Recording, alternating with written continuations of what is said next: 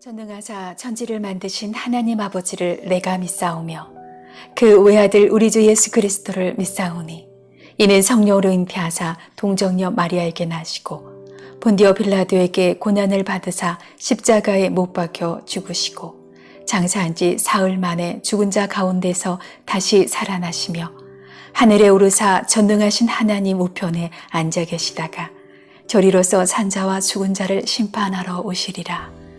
성령을 믿사오며 거룩한 공예와 성도가 서로 교통하는 것과 죄를 사하여 주시는 것과 몸이 다시 사는 것과 영원히 사는 것을 믿사옵나이다. 아멘.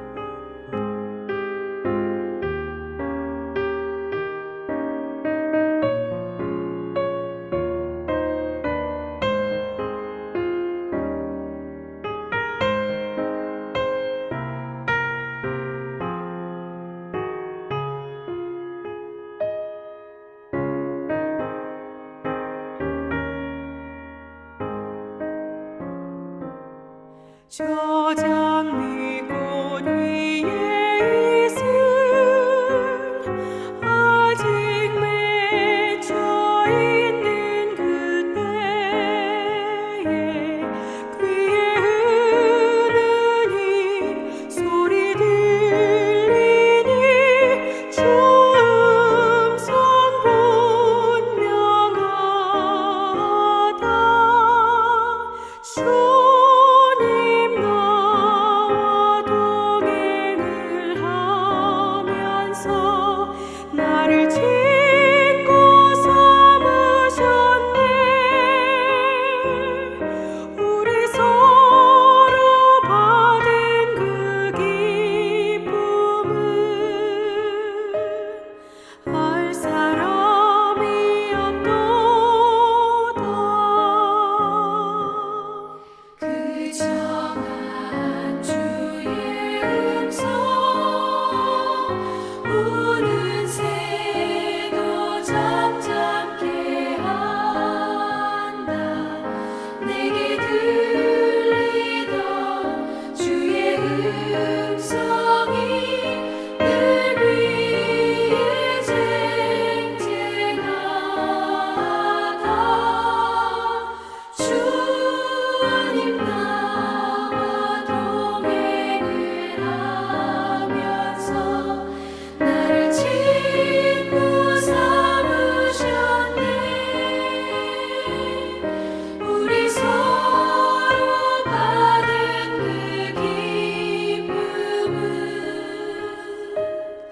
알 사람이 없도다.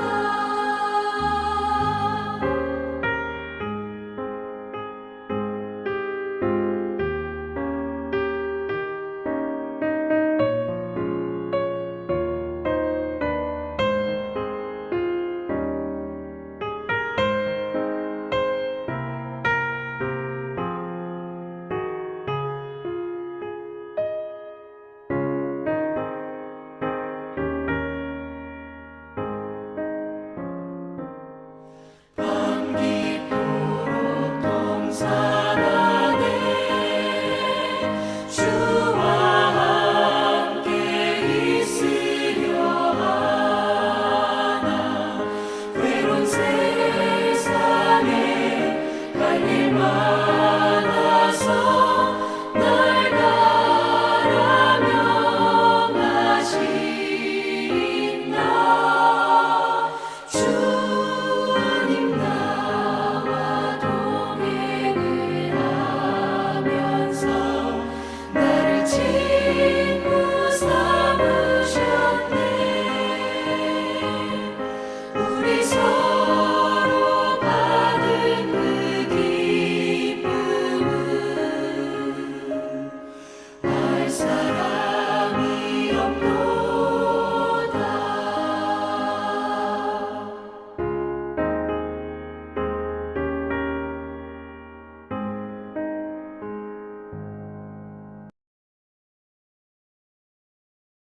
아 6장. 다윗이 다시 이스라엘에서 정병 3만 명을 징집하여서 그들을 모두 이끌고 유다의 바알라로 올라갔다. 거기에서 하나님의 궤를 옮겨올 생각이었다. 그 궤는 그룹들 위에 앉아 계신 만군의 주님의 이름으로 부르는 궤였다. 그들이 언덕 위에 있는 아비나답의 집에서 하나님의 궤를 꺼내서 새 수레에 싣고 나올 때에 아비나답의 두 아들 우사와 아히오가 그 새 수레를 몰았다.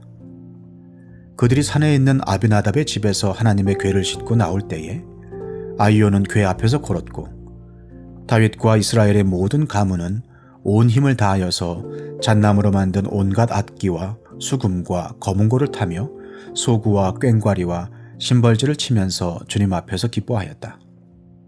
그들이 나곤의 타작마당에 이르렀을 때에 소들이 뛰어서 궤가 떨어지려고 하였으므로 우사가 손을 내밀어 하나님의 궤를 꼭 붙들었는데 주 하나님이 우사에게 진노하셔서 거기에서 그를 치시니 그가 거기 하나님의 궤 곁에서 죽었다. 주님께서 그렇게 급격히 우사를 벌하셨으므로 다윗이 화를 내었다. 그래서 그곳 이름을 오늘날까지 베레스 우사라고 한다. 그날 다윗은 이 일 때문에 주님이 무서워서 이래서야 내가 어떻게 주님의 궤를 내가 있는 곳으로 옮길 수 있겠는가 하였다. 그래서 다윗은 주님의 궤를 다윗성으로 옮기지 않고 가드 사람 오벳 에돔의 집으로 실어가게 하였다. 그래서 주님의 궤가 가드 사람 오벳 에돔의 집에서 3달 동안 머물렀는데 그때 주님께서 오벳 에돔과 그의 온 집안에 복을 내려주셨다. 왕을 세우시는 하나님의 이야기 사무엘서. 자, 사무엘하 5장 11절부터 8장 18절은 다윗 왕국의 번영인데요. 자, 이 단락은 크게 셋으로 구분될 수 있습니다. 첫 번째로 다윗의 왕국의 물리적 번영이고요. 그 중심에 영적 번영, 그리고 다시 물리적 번영으로 이어지는데 이 영적 번영은 또다시 둘로 구별되는데요. 자, 법궤를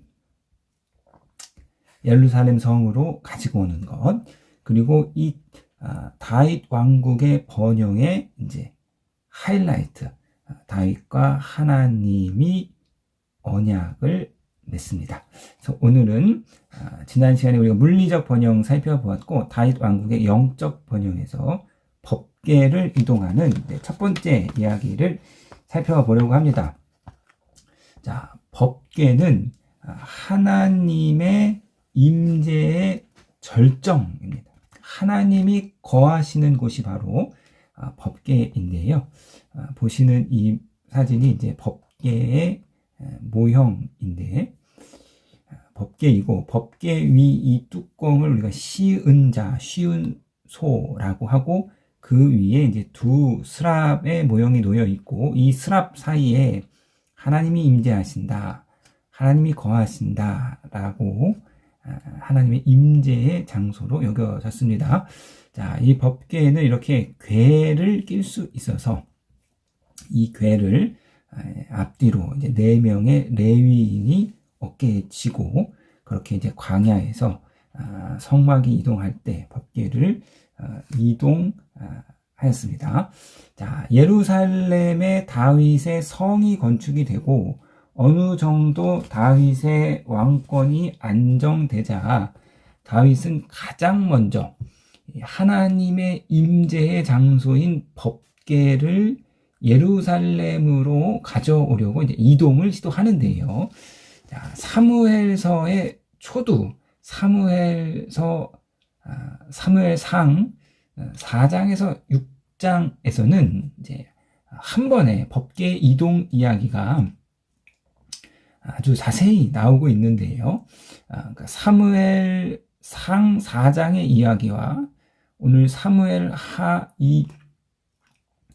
6장의 이야기, 이 법궤 이동의 이야기가 매우 유사한 모습을 보이고 있고 이 두 이야기가 유사한 형태를 갖고 있는 것은 비슷한 의도에서 빚어진 사건임을 보여주고 있습니다.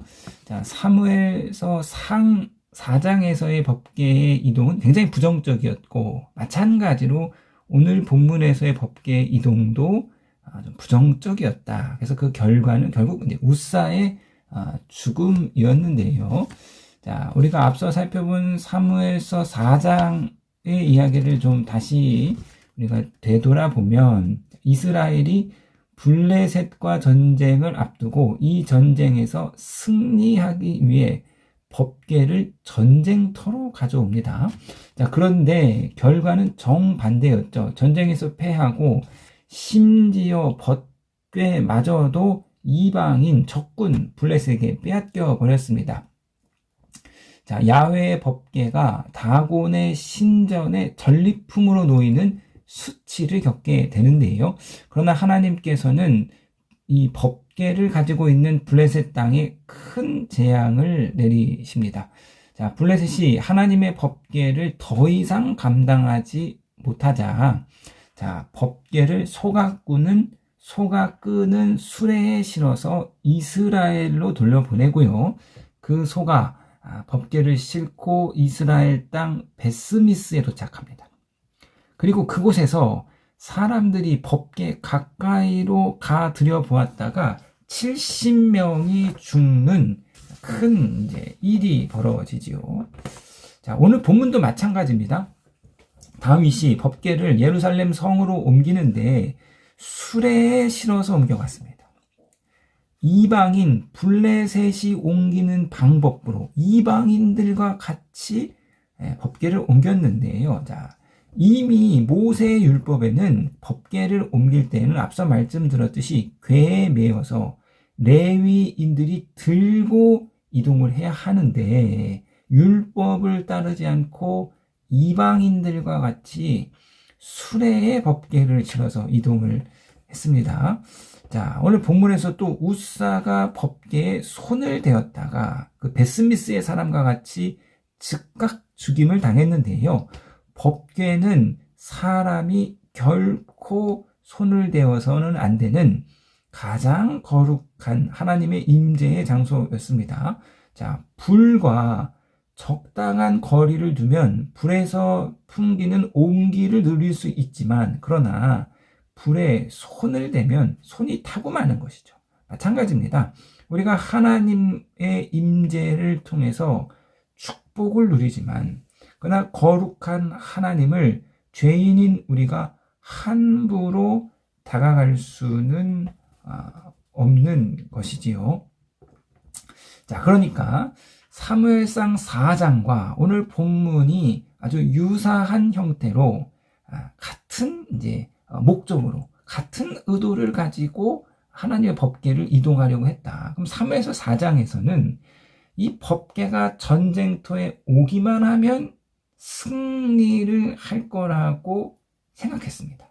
그러니까 이 하나님의 능력을 인간이 자신의 뜻대로 조정하고 통제하려고 했던 것이죠.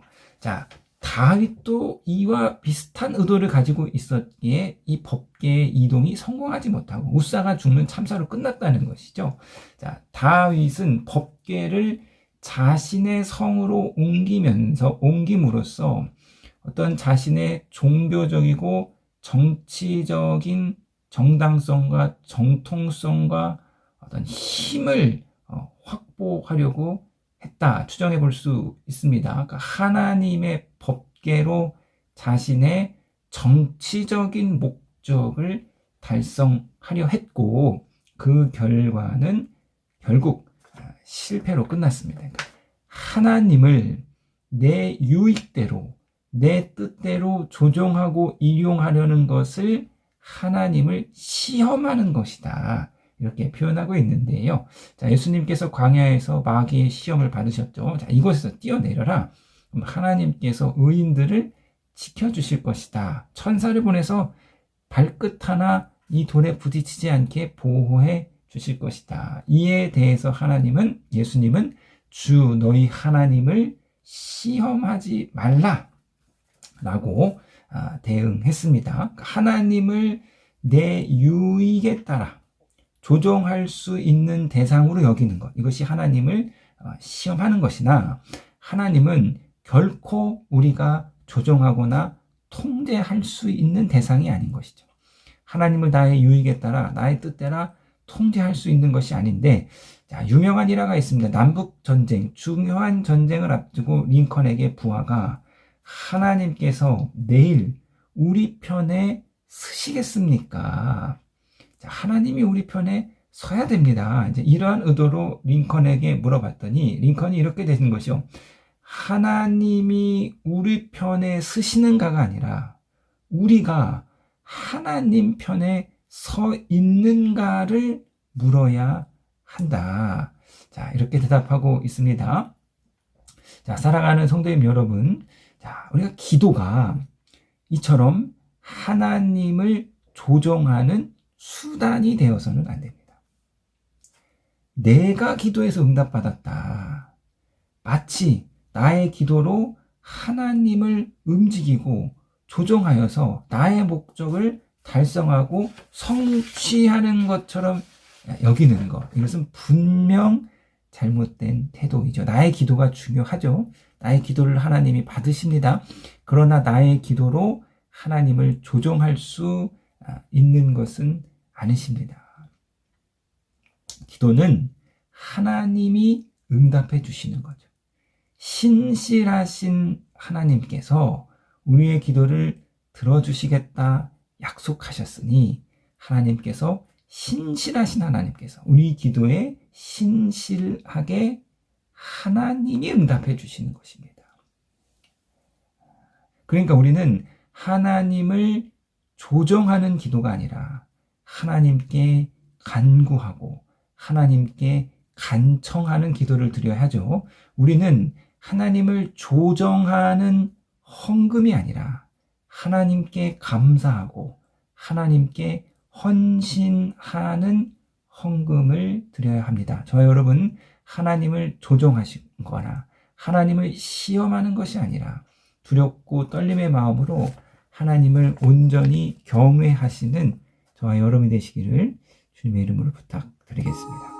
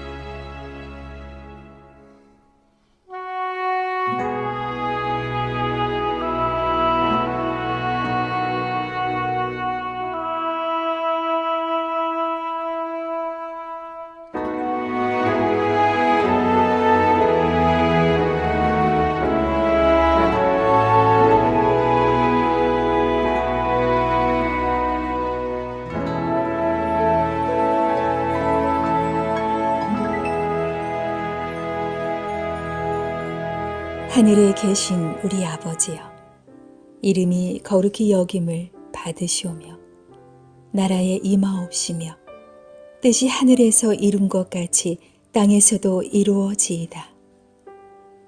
오늘날 우리에게 일용할 양식을 주옵시고 우리가 우리에게 죄 지은 자를 사하여 준 것 같이 우리 죄를 사하여 주옵시고 우리를 시험에 들게 하지 마옵시고 다만 악에서 구하옵소서. 대개 나라와 권세와 영광이 아버지께 영원히 있사옵나이다. 아멘.